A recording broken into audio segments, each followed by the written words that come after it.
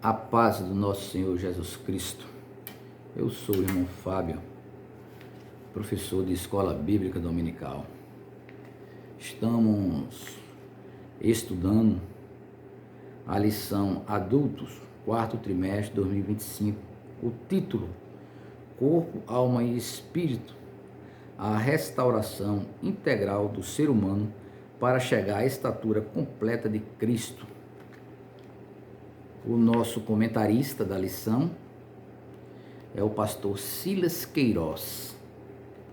A lição que já estudamos foi a primeira lição, o homem, corpo, alma e espírito. A segunda lição, corpo, a maravilhosa obra da criação de Deus.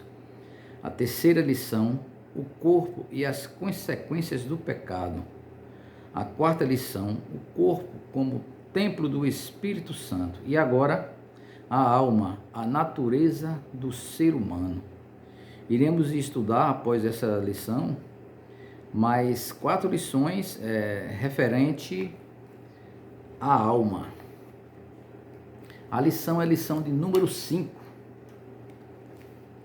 O título da lição é a alma, a natureza imaterial do ser humano. O texto áureo: e não temais o que mata o corpo e não pode matar a alma. Temei antes aquele que pode fazer perecer no inferno a alma e o corpo. Verdade prática: cuidar da alma é uma atitude fundamental para uma vida cristã estável e uma eternidade de alegria e paz. A leitura bíblica em classe encontra-se em Gênesis, capítulo 1, versículo 27 e versículo 28. Capítulo 2, versículo 15 ao 17. E no Evangelho de Mateus, capítulo 10, versículo 28. Gênesis 1, versículo 27. E criou Deus o homem à sua imagem. A imagem de Deus o criou, macho e fêmea os criou. Versículo 28. E Deus abençoou, e Deus lhe disse: frutificai e multiplicai-vos e enchei a terra, e sujeitai-a e dominai sobre os peixes do mar, e sobre as aves do céu, e sobre todo animal que se move sobre a terra. Gênesis 2, versículo 15. E tomou o Senhor Deus o homem e o pôs no jardim do Éden, para lavrar e o guardar. E ordenou o Senhor Deus ao homem, dizendo: de toda árvore do jardim comerás livremente. Versículo 17. Mas da árvore da ciência do bem e do mal, dela não comerás, porque no dia em que dela comeres, certamente morrerás. Evangelho de Mateus, capítulo 10, versículo 28. E não temais os que matam o corpo, e não pode matar a alma. Temei antes aquele que pode fazer perecer no inferno a alma. Introdução. A presente lição o convida a aprofundar a compreensão bíblica sobre a alma humana, sua natureza imaterial, atributos e importância no relacionamento com Deus. Vivemos dias em que ideologias materialistas negam a existência da alma e sua responsabilidade moral, tornando este ensino ainda mais urgente. Ensinar sobre a alma é reafirmar a verdade de que fomos criados à imagem de Deus e chamados à santificação. Ainda na introdução do primeiro tópico, na primeira lição apresentamos um conceito preliminar da alma, demonstrando no seu lugar na tríplice constituição do homem. Vimos que junto do espírito e inseparável dele, a alma compõe a parte imaterial ou espiritual do ser humano, que o torna uma pessoa criada à imagem de Deus. Nessa lição, buscaremos nos aprofundar no conceito e distinção da alma, estudando seus atributos e sua importância no relacionamento com Deus e com o próximo. Vamos relembrar algumas coisas das primeiras aulas. Por exemplo, a palavra alma no hebraico, nós vimos que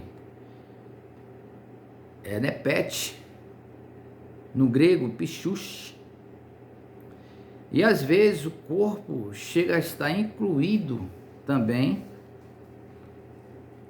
em algumas passagens, como por exemplo no Salmo 16:10, onde está escrito: pois não deixará a minha alma no inferno, nem permitirá que o seu santo veja a corrupção. Em 1 Tessalonicenses capítulo 5, versículo 23, né, aquele texto clássico, né, que o Senhor Deus de paz santifique todo o nosso espírito, alma e corpo, conserve irrepreensível para a vinda do nosso Senhor Jesus Cristo. Aí faz bem a divisão, né? Do corpo, da alma, espírito. Apocalipse 6:9. Apocalipse 6:9 também descrito, que fala daquelas almas que estavam clamando no altar. Também vemos aqui em Hebreus capítulo 4, versículo 12, porque a palavra de Deus é viva e eficaz, e mais penetrante do que qualquer espada de 2 gumes, e penetra até a divisão da alma e do espírito, e das juntas, da medula, e é apta para discernir os pensamentos e intenções do coração. Muitas vezes é comum chamar uma pessoa de uma alma boa, ou dizer que aquela pessoa é uma alma ruim. Em Levítico 19, capítulo 28, nós vemos isso aí bem claro. Espírito em hebraico, ruach, em grego, pneuma. Aqui eu estou falando da dimensão imaterial, né? Aquela parte interior do ser humano. Mas essas duas utilizado normalmente de forma intercambial com a palavra alma. Alma e espírito muitas vezes estão muito ligados, como foi no cântico de Maria, que encontra-se no Evangelho segundo Lucas, logo no primeiro capítulo de Lucas, no versículo 46 e 47. Disse então Maria: a minha alma engrandece ao Senhor, e o meu espírito se alegra em Deus, meu Salvador. Temos também Tiago 2:26, João 19:30. Vamos ler João 19:30, que é uma passagem que está falando da morte do nosso Senhor Jesus Cristo. 19:30. E quando Jesus tomou o vinagre, disse: está consumado. E inclinando a cabeça, entregou o espírito. O corpo de Jesus estava lá no madeiro, mas o espírito já não estava mais no corpo. Às vezes a mente e o coração são tidos na Bíblia como sinônimos, como coisas iguais. A mente, no grego, cardia, no hebraico a palavra mente é leb, né? A mente no hebraico é nous. O coração no hebraico é keleb. O coração no grego é que é cardia. Temos passagens como Deuteronômio 6:5, Mateus 12:34, Romanos 10:9 e Jeremias 18:9. Vamos ver se Romanos 10:9. Romanos 10:9. Abra sua Bíblia. Romanos 10:9. A saber, se com a tua boca confessares ao Senhor Jesus Cristo e teu coração credes que Deus o ressuscitou dos mortos, serás salvo. Está falando aqui no grego cardia, no hebraico leb. O corpo em hebraico é chamado passar, no grego a soma. Nós vemos isso na passagem do texto áureo Mateus 10, 28, Tiago 2, 26. A carne, né, o corpo, a carne, sarche, nós encontramos em Lucas 24, 39. E em Atos dos Apóstolos, capítulo 2, versículo 31. Também o apóstolo Paulo faz uma analogia do corpo, chamando de vaso, né? 2 Coríntios 4, 7. O primeiro tópico da lição: atributo da alma. De volta ao Gênesis.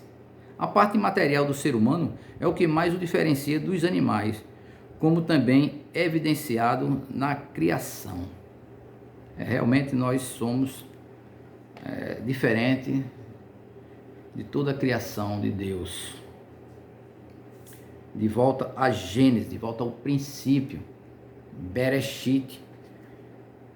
Aqui em Gênesis 2:7, Deus formou o homem do pó da terra, soprou-lhe as narinas e o homem tornou-se alma vivente. O homem é um ser pessoal criado à imagem de Deus, com autoconsciência e autodeterminação. O homem é um ser pensante, é um ser que tem sabedoria, é um homem que tem autodeterminação, tem vontade, autodeterminação própria. Assim como o nosso Deus é um Deus sábio, e é um Deus que ama, tem emoções. É por isso que Deus amou o mundo de tal maneira que deu seu Filho unigênito para todo aquele que nele crê não pereça, mas tenha a vida eterna. O homem é um ser pessoal criado à imagem de Deus. Essa imagem não é física, porque Deus é espírito. É numa dimensão espiritual, a psique, a sabedoria que Deus implantou em nós. O Criador fez-lhe seu representante, dando-lhe poder sobre toda a obra criada. Enchei a terra, lá no Salmo 8, verso 3 ao verso 6, Gênesis 1, 28, para que o homem dominasse a terra, para que o homem guardasse o jardim, cuidasse da criação de Deus. Sua capacidade de administração, compreensão e decisão moral é resultado do caráter consciente autônomo da alma humana. Nós somos seres autônomos. Nós podemos tomar decisões próprias. Nós temos livre-arbítrio. Foi por isso que o Senhor deu esse livre-arbítrio ao homem. Quando ele ordenou que ele não comesse da árvore do conhecimento do bem e do mal, o homem poderia não ter comido, mas ele comeu. Por quê? Porque ele tinha livre-arbítrio, autônomo. Dá nome animais, sabedoria que o Senhor deu a Adão.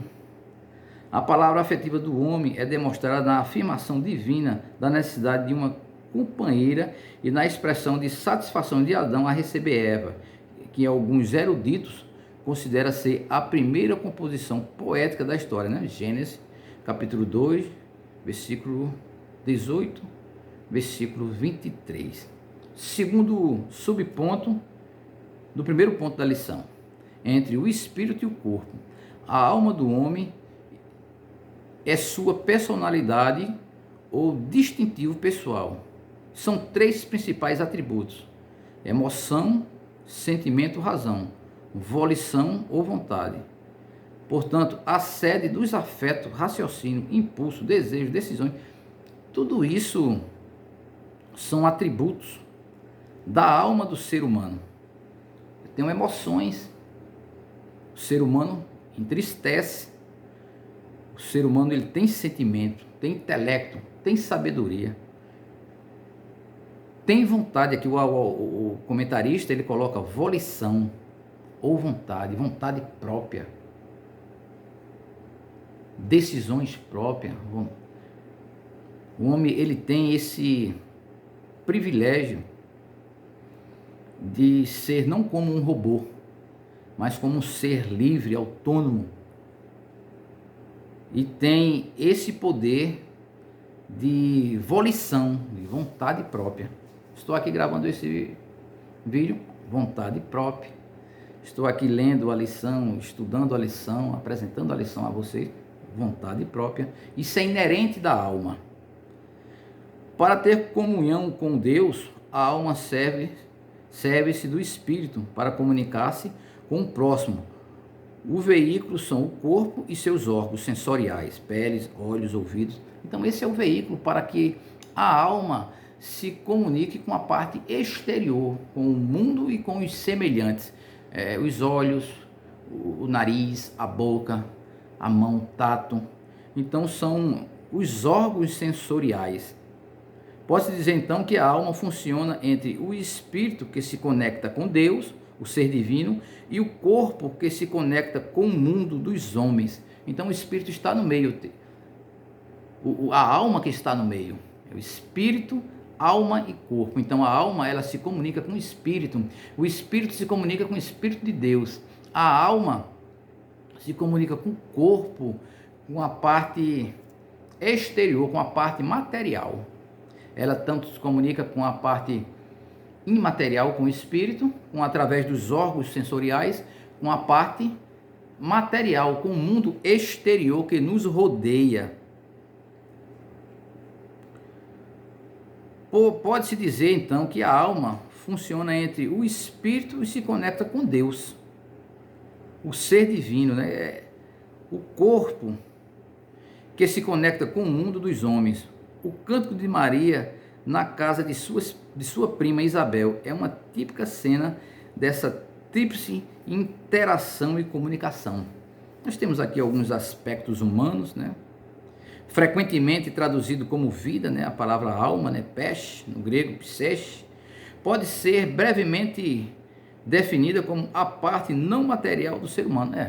A parte imaterial, é a parte interior do ser humano. Terceiro ponto, a alma abatida. Os afetos da alma em relação a Deus são vistos na poesia do Salmo. Quando o salmista conversa consigo mesmo: por que estás abatidas, ó minha alma? Por que te perturbas em mim? Ele fazendo perguntas a ele mesmo, porque ele estava com a alma abatida, estava passando por uma experiência ruim. E porque te perturbas em mim? Espere em Deus, pois ainda o louvarei na salvação da sua presença. Salmo 42:5. O contexto indica que o autor experimentava aflição espiritual e alguma crise em sua comunhão com Deus. Por isso sua alma estava entristecida e suspirava: a minha alma tem sede de Deus, do Deus vivo. Quando entrarei e me apresentarei ante a face de Deus. Salmo 42:2. O Salmo 84 também ilustra essa função da alma, assim como o Salmo 51, do qual Davi fala de sua tristeza e do anseio por um espírito reto, voluntário e renovado, o que devolverá a alegria e a integridade de seu ser, que está lá no Salmo 51, né, do verso 7 ao verso 12. Quando nós estamos tristes, nossa alma está triste, reflete no corpo. Às vezes, não sei se já aconteceu com você, de te perguntarem: você está doente? Sem você ter nada no corpo, sem ter nenhum ferimento no corpo. Mas as pessoas notam a tua tristeza, às vezes uma depressão, uma ansiedade. Por quê? Porque quando a alma está triste, reflete no corpo também. A Bíblia diz que o Espírito Santo se entristece. Sinopse do primeiro ponto. A alma é a sede das emoções, da razão e da vontade, expressando a personalidade humana criada à imagem de Deus. Então a alma é a sede das emoções, da razão e da vontade, que expressa a tua personalidade. Tópico 2. A natureza da alma, imaterialidade e imortalidade. É o segundo ponto da lição, viu? O primeiro ponto, primeiro subponto do segundo ponto. Distinção de substância. O texto de Mateus 10:28 é um excelente fundamento para o estudo da alma como parte da natureza imaterial do ser humano. Em um só versículo estão profundas verdades espirituais reveladas por Jesus a respeito de nossa psique, algumas delas relacionadas a debates alimentados ao longo de toda a história, inclusive no contexto da igreja. Em primeiro lugar, Jesus expõe a clara distinção e substância entre as partes material e imaterial do homem. Uma tangível, o corpo, que pode perecer por ação humana, e outra intangível, a alma, que não pode ser destruída pelo homem. Nesse ponto, é importante observar em vários textos das Escrituras, a parte imaterial é representada ora pela alma, ora pelo espírito. Tá? A gente encontra isso em alguns textos, né? Eclesiastes 12:7, Tiago capítulo 2, versículo 26, Apocalipse 6:9. Nesses casos, as referências sempre abrangem ambas as substâncias devido à sua inseparabilidade, porque a alma e o espírito são distintas, mas são inseparáveis. Então, muitas vezes em textos bíblicos estão juntas. Imaterialidade e responsabilidade pessoal. Isso aqui já é o segundo ponto, o segundo subponto do segundo ponto da nossa lição. Então, nós vimos aqui no primeiro ponto que Jesus fez questão, né, de mostrar a parte tangível, material, que pode perecer, e a alma, que é a parte intangível, que é a parte imaterial, parte interior, que essa não pode perecer. Imaterialidade e responsabilidade pessoal. Imaterialidade e responsabilidade pessoal. Ao tratar do perecimento da alma e do corpo no inferno, Jesus refuta as convicções antropológicas materialistas existentes desde a antiguidade. Em tempos modernos, temos o marxismo, que prega que o homem se resume à matéria. Eles negam a alma e o espírito, que o homem só é a matéria. A matéria é o que para eles? É tudo aquilo que tem massa e ocupa lugar no espaço, ignorando a existência de uma alma consciente após a morte. Nós refutamos isso. Tem um texto em Lucas, capítulo 16, do versículo 19 ao 30, que é aquele famoso texto do rico e o Lázaro, né? Lázaro está lá no paraíso, no seio de Abraão, e o rico está no lugar de tormenta, provando que nós temos alma, nós temos espírito. Essa ideologia ateísta nega a pecaminosidade e a responsabilidade moral do indivíduo. É ateísta. Por que ateísta? Porque vai de contra o cristianismo, vai de contra a palavra de Deus. Que as pessoas individualmente são vítimas de estruturas opressoras. Identifica pecados sociais, mas não individuais. Esse engano desconsidera a necessidade de arrependimento, porque não tem alma. Como é que vai se arrepender? Só é o corpo. Morreu, está tudo acabado. Mas nós cremos que temos que se arrepender, pedir perdão, aceitar Jesus Cristo como o nosso único suficiente Salvador, para que a nossa alma não pereça, não vá para um lugar de tormenta, que a alma ela não morre, ela vai ficar na eternidade em um lugar de tormenta, como aconteceu aqui na passagem de Lucas, capítulo 16, do rico e o Lázaro. Terceiro subponto do segundo ponto: materialismo, teologia. A visão materialista da natureza humana vai além das questões político-ideológicas. Afeta também a teologia, principalmente quando a missão da igreja, a ortopraxia, isto é, a prática correta, no campo católico, inspira a teologia da libertação. No protestantismo, a teologia da missão integral, ambas se alimenta de concepções socioeconômicas e políticas comuns ao marxismo, que por sua vez tem como fundamento o idealismo materialista, crítico, que busca tirar Deus do cenário humano e instigar as lutas de classes. Toda negação da condição pecaminosa do homem é, no mínimo, um ateísmo prático, independente do viés que assume.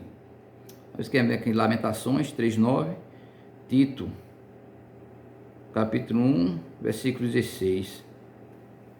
Algumas correntes teológicas contemporâneas reinterpretam as escrituras com base em vertentes da teologia da libertação e compartilham do mesmo campo de distorção e confusão espiritual. Conflita com a sã doutrina, que é essencial para a salvação da alma. A doutrina espiritual é essencial para a salvação da alma. Nós observamos que o marxismo, ela é uma ideologia de alienação, para alienar a sociedade, para que aquela parte dominante seja privilegiada e a parte dominada sempre dependente em todos os aspectos da parte dominante. É parecido com o materialismo histórico, 1818, 1883, né? Um dos grandes fundadores, Karl Marx. Ele dividia a sociedade como uma pirâmide. A sociedade proletariada, chamada de sociedade dominante, e a burguesia, que era a classe social dominante da época. E não mudou, né? Nós vemos aí que ainda existem as grandes classes dominantes. Então, o materialismo são doutrinas anticristãs, que nega a existência da alma e do espírito. Para ela, o corpo é matéria. A pessoa morrendo, findou ali, acabou tudo. É essa a crença, porque eles creem mais em um sistema de classes dominantes, e que tudo que acontece com o homem é produto do meio. Se o homem é corrompido, ele é corrompido porque é produto do meio da sociedade. Então, todas essas doutrinas ideológicas, sociológicas, elas sempre vão de contra as doutrinas bíblicas, sempre de contra a palavra de Deus. Materialismo teológico é esse, que é a visão materialista da natureza humana, que isso aí vai além das políticas sociológicas. Terceiro ponto, a alma renovada e submissa a Deus. Mas antes de começarmos aqui o terceiro ponto, vamos ver a sinopse do segundo ponto. A alma é imaterial e imortal, distinta do corpo, e continuará existindo após a morte, sendo responsável diante de Deus. Então a alma, ela é imaterial, ela é imortal, ela é distinta do corpo, e ela continuará existindo depois da morte, porque a alma não morre, a alma é eterna. A alma do homem não está no sangue. Aqui é auxílio teológico, vamos ler. Quando a Bíblia em Levítico 17:1 afirma a alma da carne está no sangue, a palavra alma está sendo usado como sinônimo de vida. Veja em Gênesis 9:4, a carne, porém, com sua vida, isto é, com seu sangue, não comereis. A ideia de que o sangue significa a alma do homem abre a porta para muitas contradições. Vejamos o contexto de Apocalipse 6, 9 e 10. E havendo aberto o quinto selo, vi debaixo do altar as almas dos que foram mortos por causa da palavra de Deus, o testemunho que deram. E clamaram com grande voz, dizendo: até quando, ó verdadeiro e santo dominador, não julgas e vingas o nosso sangue dos que habitam sobre a terra? Se a alma fosse a mesma coisa que o sangue, como então as almas poderiam estar no paraíso debaixo do altar, uma vez que o sangue havia saído derramado sobre elas? Então, é muito diferente a alma que o sangue. Aqui está querendo dizer que quando o homem morre,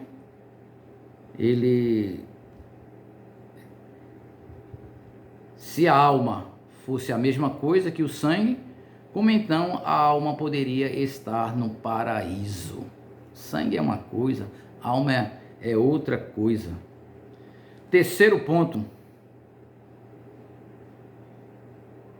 alma renovada e submissa a Deus.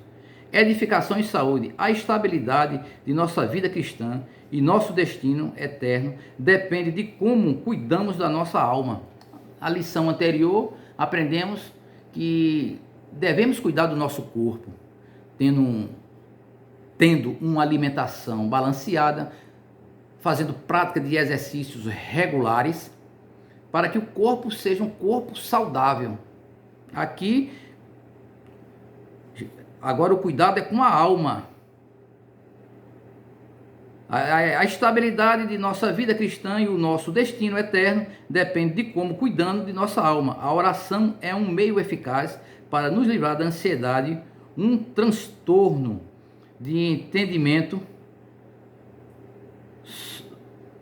são global, né? Quer dizer, a oração, ela é muito importante para que a alma seja uma alma sadia, uma alma alimentada. Deus nos dá a sua paz e protege nossas emoções e pensamento e nos guia no caminho da sua vontade.